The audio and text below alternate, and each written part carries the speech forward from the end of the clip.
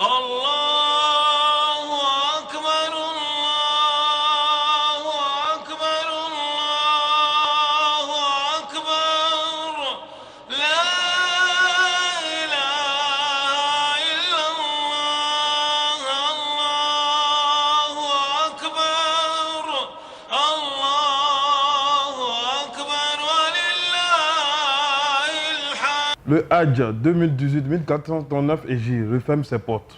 Selon les autorités saoudiennes, ce sont plus de 2 millions de personnes venant de toutes les contrées du monde qui ont pris part à ce rassemblement mondial annuel des musulmans, parmi lesquels quelques 6800 pèlerins ivoiriens. Comment préserver les acquis de ce voyage, cet agrément divin? C'est une autre paire de manches, c'est une épreuve à surmonter, et c'est pour répondre à cette interrogation, cette difficulté, cette épreuve à surmonter que nous recevons aujourd'hui pour cette émission Enseignement. L'imam Mami Doumbia, il est imam à la grande mosquée de la Rivera de Anou, c'est à Abidjan. Il est par ailleurs membre du commissariat du Hajj. Il assure la qualité de chef de groupe. Imam, assalamu alaikum wa rahmatullahi wa barakatuh. Wa alaikum salam wa rahmatullahi wa barakatuh. Merci d'avoir répondu à l'invitation de Hajj Si TV, la chaîne du Hajj. C'est moi qui vous remercie. Imam, déjà, comment s'est déroulé le Hajj? Alhamdulillah, salatu wa salam wa rasulullah. Par la grâce d'Allah subhanahu wa ta'ala, nous pouvons dire que le Hajj s'est bien passé. Puisque, quand vous remarquez, on avait un invité de taille. Cette année, c'était le président de la République. Dès son retour au pays, vu ses déclarations, cela montre que vraiment, il était satisfait du déroulement du Hajj. Et surtout pour le contingent ivoirien. Donc, en un mot, nous pouvons dire que Allah subhanahu wa ta'ala nous a fait grâce. En tout cas, tout est bien déroulé. Ok, Imam, quand dit-on que le Hajj est agréé? Vous savez, comme tout acte d'adoration, il y a des piliers. Donc, le Hajj, d'abord, sur le plan pratique, est posé sur des piliers, à savoir le port d'Iram, c'est-à-dire l'intention du port d'Iram, qui est Nia, également la station d'Arafat et Tawaf al-Ifada, qu'on appelle également Tawaf Ziyara et Saï. Une fois accompli ces piliers, nous pouvons dire que le pilier, au moins, la personne a effectué le Hajj. Et maintenant, pour venir sur votre question, tel moment on peut dire que le Hajj agréé, c'est un Hajj qui respecte toutes les recommandations du prophète Mohammed, sallallahu alayhi wa sallam, car lui-même il nous enseigne. Après son Hajj, lorsqu'il a accompli le Hajj, il dit « Khuzu anni manasikakum » prenez de moi vos rites. Donc celui qui a accompli le Hajj, de la même manière que le prophète sallallahu alayhi wa sallam nous a enseigné, ce dernier, on peut dire qu'il a fait un Hajj agréé. Et le Hajj agréé, comme nous le savons tous, le prophète l'a dit, n'a d'autres récompenses que le paradis, qu'Allah donne le paradis. Amin Arabi. Imam, après un Hajj agréé, comment on peut se préparer pour, spirituellement pour rentrer à Abidjan, pour rejoindre la famille? D'abord, quel conseil vous pouvez donner déjà ici en Terre Sainte? La première des choses d'abord, c'est rendre grâce à Allah subhanahu wa ta'ala. Allah subhanahu wa ta'ala qu'il a choisi parmi tant de musulmans qui ne doutent soit que de venir accomplir le 5e pilier de l'islam. On rend gloire par le jeûne, par des prières ou... Par les actes de reconnaissance. Le fait de reconnaître cela, ça, c'est une manière de remercier Allah subhanahu wa ta'ala. Je pense que c'est plus moral que physique. Donc, reconnaître la grâce de Allah subhanahu wa ta'ala et qu'il l'a choisi parmi tant des musulmans. Ça, c'est la première des choses. Deuxième des choses, d'abord, qu'il sache que c'est une épreuve. Vous savez, il y a deux sortes d'épreuves. L'épreuve peut être une épreuve dure ou une épreuve douce. Donc, Allah subhanahu wa ta'ala, le fait qu'il soit choisi parmi tant de musulmans, c'est une épreuve, c'est un test d'Allah subhanahu wa ta'ala, c'est une manière de tester sa foi. Est-ce que cela va le rendre orgueilleux, hautain, ou bien ça va lui donner au moins un caractère, en tout cas noble, et ce qui sera humble. Ou bien après son pèlerinage, est-ce qu'il sera une autre personne? de façon négative, qu'Allah nous en garde. Amin. Troisièmement, c'est prier. Faire des bénédictions pour lui-même. Car les bénédictions, comme nous le savons, c'est l'arme fatale du croyant. Le fait que Allah subhanahu wa ta'ala t'a choisi et il t'a donné la force pour pouvoir accomplir ce grand pilier, donc le musulman, après le remerciement d'Allah, il doit prier pour lui, pour qu'Allah subhanahu wa ta'ala puisse lui donner la force et pour qu'il puisse préserver tous les acquis du Hajj. Ok, Imam, il y a une tradition qui dit que lorsqu'on fait le tawaf de revoir, c'est-à-dire avant de sortir de la mosquée, il faut sortir en marche arrière pour permettre à Allah subhanahu wa ta'ala de nous entendre, de nous faire revenir encore en terre sainte. Est-ce que c'est une tradition prophétique? Pas du tout. C'est un constat que nous, je pense, avant, quand nous étions étudiants, on constatait ça avec les Asiatiques, surtout les Indonésiens. Mais maintenant, on constate que même les Africains commencent maintenant à épouser cette tradition qui n'a rien à voir avec la tradition du prophète Mohammed sallallahu alayhi wa sallam. Sauf le prophète sallallahu alayhi wa sallam nous enseigne que le pèlerin, c'est-à-dire la dernière maison, la dernière chose qu'il doit faire, c'est aller faire le tawaf de revoir. Après cela, quand il retourne chez lui, en tout cas, il fait ses bagages et, comme on appelle, il part chez lui. Ça, c'est la tradition professionnelle. C'est pourquoi même le tawaf au revoir fait partie des obligations qu'on appelle le wajibat du Hajj. Mais le fait de repartir, c'est-à-dire de ne pas donner d'eau à la Kaaba parce que pour qu'il puisse t'appeler, en tout cas, ça n'a rien à voir des traditions prophètes sallallahu alayhi wa sallam. Ok, Imam, juste au niveau du tawaf, une autre parenthèse. Quelqu'un qui accomplit un tawaf et il est au 6e tour, s'il a envie d'interrompre, envie d'aller dans les toilettes, comment il fait au retour? Merci. Il reprend tout à zéro ou il le continue? prophète sallallahu alayhi wa sallam a dit le tawaf est comme la prière. La différence entre le tawaf et la prière, c'est qu'il est permis pendant le tawaf de parler. C'est vrai, on peut s'adresser, quelqu'un peut lui demander, mais c'est ce qui n'est pas permis quand on prie. Mais maintenant, pour la prière, quelqu'un par exemple qui est en train de prier et il a constaté qu'il n'est plus en ablution. Ce dernier, il reprend toute la prière. Tandis que le tawaf, par exemple, quelqu'un qui a fait 6 tours, maintenant il a constaté qu'il n'est plus en ablution. Donc, il reprend, comme on appelle, il renouvelle son ablution, mais il vient, il lui reste le dernier tour qui lui reste. En tout cas, il fait cela et puis il continue. Ok. Voilà, ça, c'est la vie de la majorité des savants. Ok. Merci beaucoup, Imam. Après le Hajj, on rentre en famille. Quel comportement on doit adopter? Est-ce qu'il faut organiser des fêtes? Comment on peut accueillir le pèlerin au niveau des parents comme au niveau du C'est pèlerin? vrai, mais organiser une fête dans le cadre islamique, c'est-à-dire quelqu'un qui est venu rendre visite à la maison d'Allah subhanahu wa ta'ala. En tout cas, c'est par la joie qu'on doit accueillir ce dernier.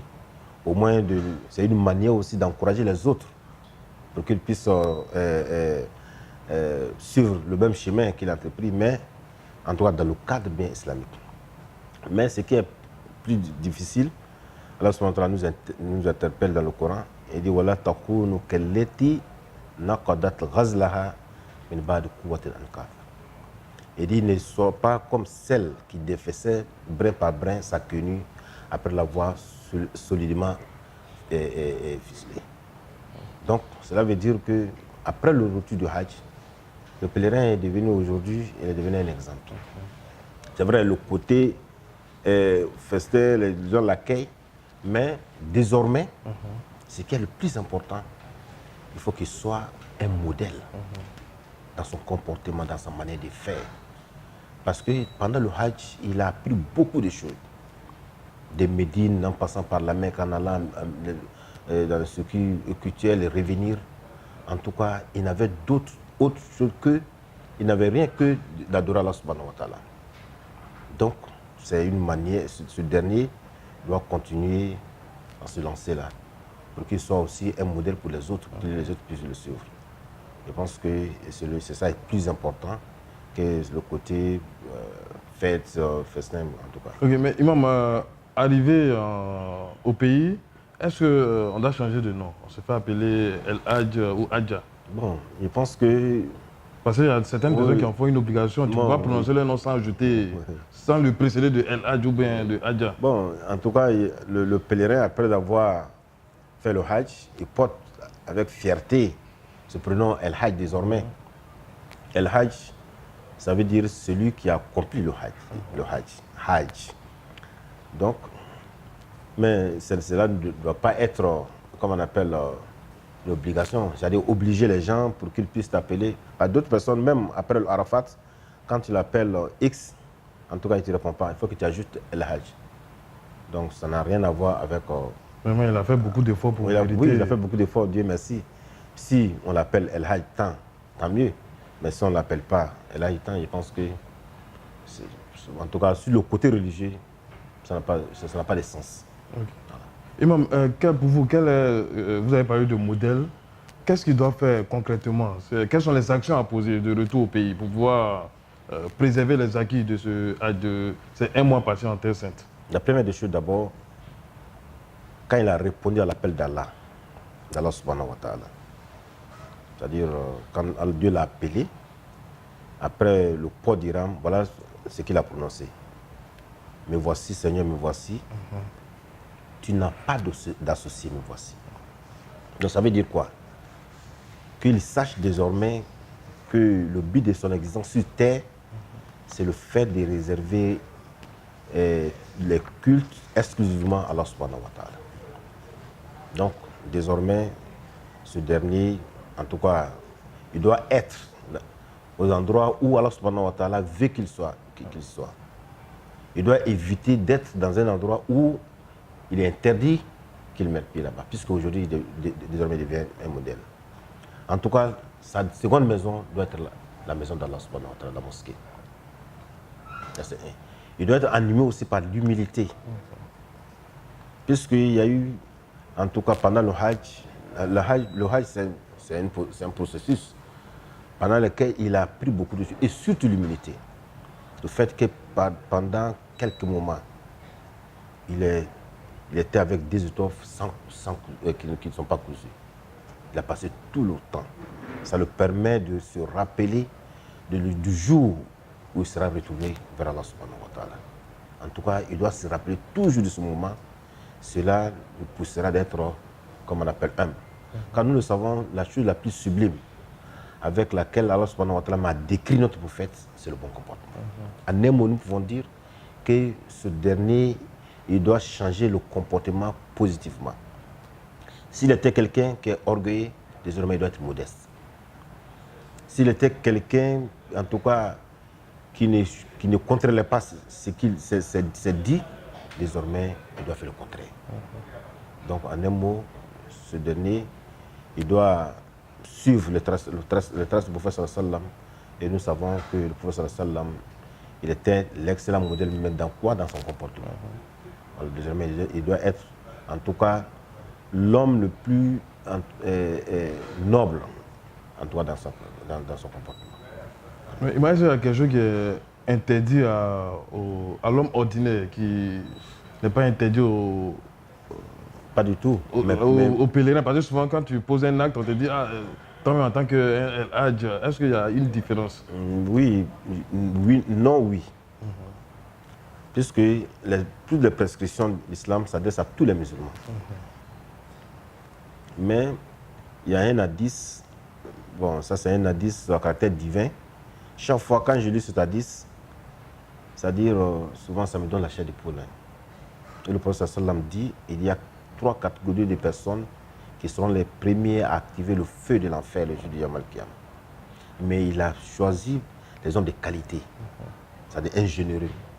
Ça c'est quelque chose qui est recommandé par notre religion.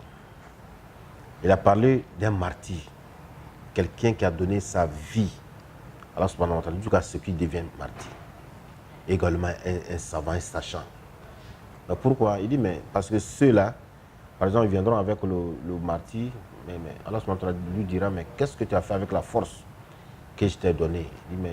Il dira, j'ai combattu, mais Allah lui dira, non, tu l'as fait pour qu'on dise que tu es le guerrier. Cela a été déjà dit. Le sachant, c'est la même chose. Le généreux, c'était la même chose. Allah, la réponse sera la même chose. Tu l'as fait pour qu'on dise que tu l'as fait.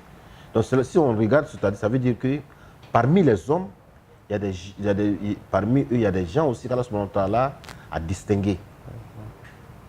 Par exemple, quelqu'un qui est musulman, mais une fois il rend visite à la maison d'Allah, il n'est plus un musulman ordinaire.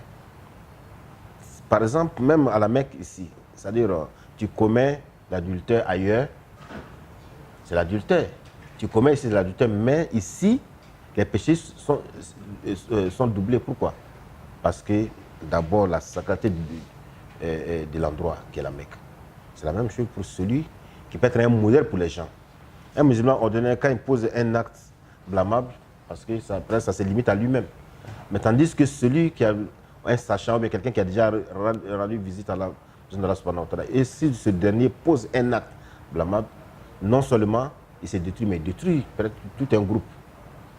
Donc cela veut dire que il y a des choses qui sont recommandées spécifiquement au pèlerin, parce que lui-même, non seulement son péché ou bien son comportement ne se limitera pas à lui-même, mais ça va au-delà. Okay.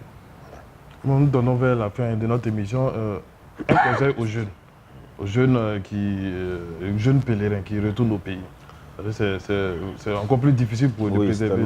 D'abord, avant le conseil, on remercie, parce que avant, quand tu dis à un jeune de venir au pèlerinage, je disais non, je n'ai pas encore fini de faire ma vie. Mais aujourd'hui, sachant que Allah peut le rappeler à tout moment. À tout moment. Mais aujourd'hui, malheureusement, heureusement, la jeunesse, en tout cas, est beaucoup dans le Hajj. Cela est encourageant. Mais nous leur disons que désormais, malgré ta jeunesse, tu n'es plus un homme ordinaire. Mais on constate aussi malheureusement que certains jeunes considèrent peut-être comme c'est un voyage touristique, comme n'importe quel voyage. Non. Le pèlerinage, c'est le 5e pilier de notre religion. Une fois retour au pays, il faut que, même si tu avais 20 ans, que tu saches désormais que tu as doublé d'âge. Puisque ce dernier même qui t'a mis au monde, en tout cas, aura du respect pour toi à cause du Hajj que tu viens accomplir. Donc, nous les encourageons les jeunes, mais nous leur disons également qu'ils fassent attention. Parce que le Satan est plus proche de la jeunesse que les vieux. Il y a un adage qui dit, si la jeunesse savait, si la vieillesse pouvait. Au moins on est vieux, peut-être on n'a plus besoin de la vie, on est dégoûté de la vie, mais quand on est jeune, la fleur de jeunesse, il y a des tentations qu'il faut s'en éloigner. C'est très important. Okay. Imam, est-ce que faire le pèlerinage fait de toi un érudit? Non, pas du tout. Pas du tout. Le pèlerinage ne peut pas faire quelqu'un érudit. Donc, il faut que la personne apprenne la religion. Ce n'est pas parce qu'il a fait le... Bon, ça aussi, c'est déplorable. Parce que quand quelqu'un fait le hajj, déjà, il devient un moufti. Chaque fois qu'on lui dit non, ça, c'est un hajj, il faut lui demander non. C'est un acte d'adoration comme les autres. Comme le jeûne, nous jeûnons. Mais bon, la différence est que c'est comme on appelle, un déplacement, aller dans l'endroit, au moins dans un autre continent, aller rendre visite à la maison d'Allah subhanahu wa ta'ala, passer des moments avec des érudits, avec des sachants.